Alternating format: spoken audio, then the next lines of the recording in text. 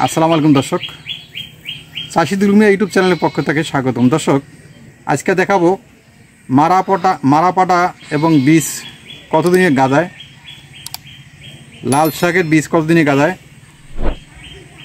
আর লাল মূলা কতদিনে বীজ থেকে গাজা বের হয় সেটা অবশ্য দেখাবো।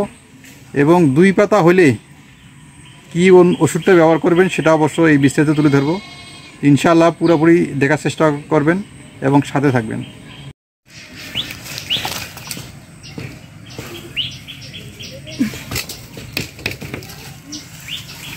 দর্শক, কলার খুঁটিটা অবশ্য জরুরি। কলার খুঁটির বাঁশ বর্তমান কিনতে পাওয়া যায়, বাজারে যাইতে হবে।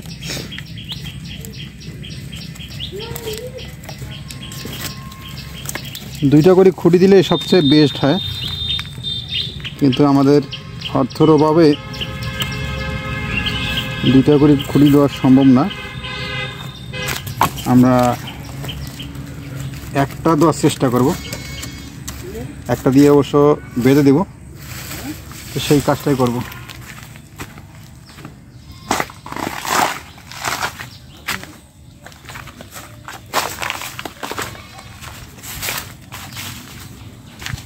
এত ছোটো গাছে করা হয়েছে, অবশ্য ছোটো গাছ বলতে না, গাছের বয়স হয়ে গেছে,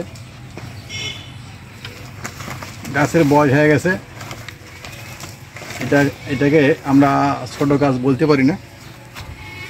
গাছের বয়স হয়ে গেছে, তার কারণ এই জায়গাটা হচ্ছে উৎসা, জায়গাটার ঠিকমতো খাবার সংগ্রহ করতে পারেনি। খাবার সংগ্রহ করতে না পারার কারণে গাছটা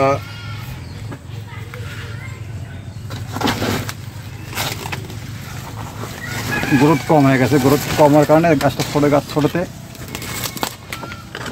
অবশ্য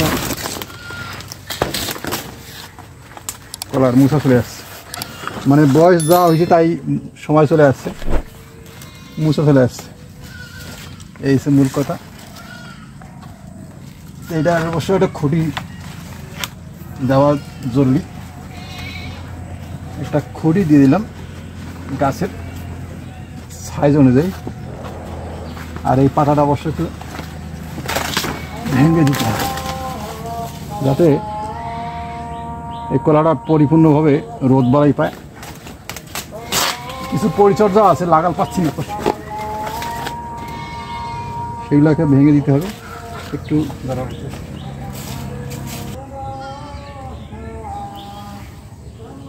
এই লাঠিটা অবশ্য লাগাল পায় না, যতটুকু একটু ফেলে দেওয়ার চেষ্টা করলাম। এটা অবশ্য একাই পড়ে যাবে, এটা থাকবে না, এগুলো একাই পড়ে যাবে। যখন সময় হবে তখন পড়ে যাবে। গাছটা একটু দেখাইলাম আর কি, এটা পরিচর্যা করতে হবে। আর যেহেতু ছোটো সাইজের কলা, আস্তে আস্তে অবশ্য বড় হয়ে যাবে। পরে একবার ইউজ করবেন, যখন 2 পাতা হয়ে গেছে তারপরে 7 দিন পর আরেকবার ইউজ করবেন। 2বার ইউজ করলে আপনাদের আর ইউজ করা লাগবে না। আর এইটা হচ্ছে লাল শাক। লাল শাকে আমরা কবিতে বলছিলাম লাল শাক তুলে দেওয়া ভাতে নাকি, এই কবিতাটা অবশ্য মনে পড়তেছে না। আর এটা হচ্ছে লাল শাকের বীজ, মানে চারা হয়ে গেছে। আজকে নিয়ে 27 তারিখের 27 দেখতে পাচ্ছেন, 5 দিনের মধ্যে হয়ে গেছে চারা।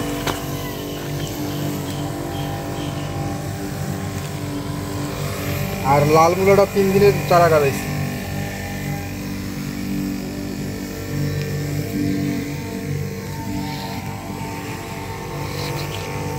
লাল শাকটা আমাদের 5 দিন লাগলাম, বীজ থেকে চারা বের হয়।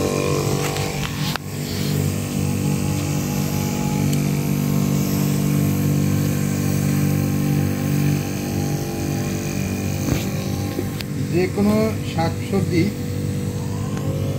যে কোনো চারা আমরা দুই পাতা যখনই হবে তখনই আমরা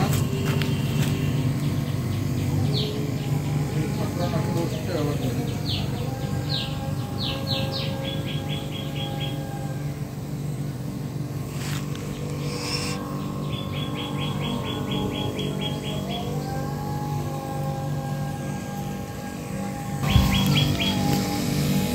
তরকারি কিনে খাবো কেন, তৈরি করে খাবো, ফরমালিন মুক্ত খাবো, ভেজাল মুক্ত খাবো।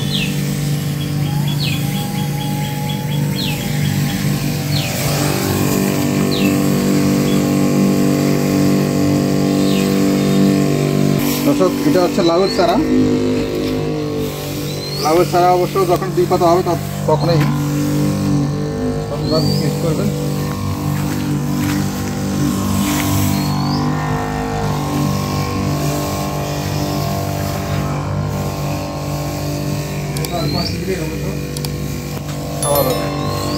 লাউ চারার উপরে 5 দিন পরে অবশ্য চারা গাবেন।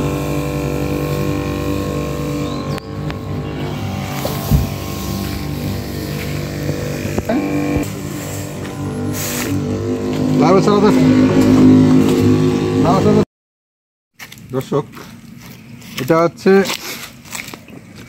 মূলা, লাল মূলা। লাল মূলাটা অবশ্য শাক খাওয়ার জন্য এগুলো রোপণ করা হয়েছে। আমি একটা ভিডিওতে বলছিলাম যে পরিকল্পনা আছে, সেই পরিকল্পনার মধ্যে এই কাজগুলো করা হয়েছে। এটা হচ্ছে লাল মূলা। এটা যখনই দুই পাতা হবে তখনই আপনারা ছত্রাকনাশক ওষুধ ব্যবহার করবেন। ছত্রাকনাশক ওষুধ যে কোনো একটা কোম্পানির ওষুধ ব্যবহার করলে কাজ করবে। এই ছত্রাকটা যদি না দেন তাহলে গোড়া পছন্দ করবে, গোড়া পছন্দ হলে ভেঙে পড়বে, এতে গাছটা মারা যাবে।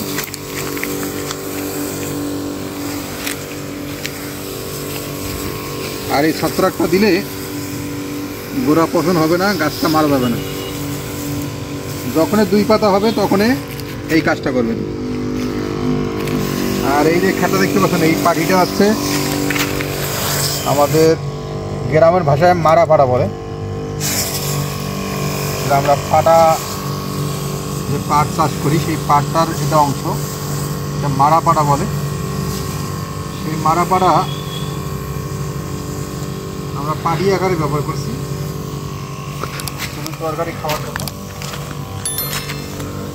পাট কিন্তু আমরা বর্তমান দেখতেছি যে পাট খেতে থেকে তুলে পানিতে পোষায়, অবশ্য হাটে বিক্রি করতেছে রোদে শুকে। আর আমরা খাওয়ার জন্য, তরকারি খাওয়ার জন্য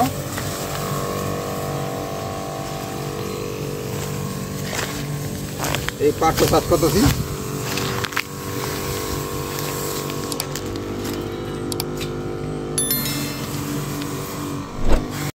আজকে কর্মযোগ্য আজকে এই পর্যন্ত শেষ করলাম। পরবর্তী ভিডিও দেখার জন্য অনুরোধ দিল। আসসালামু আলাইকুম।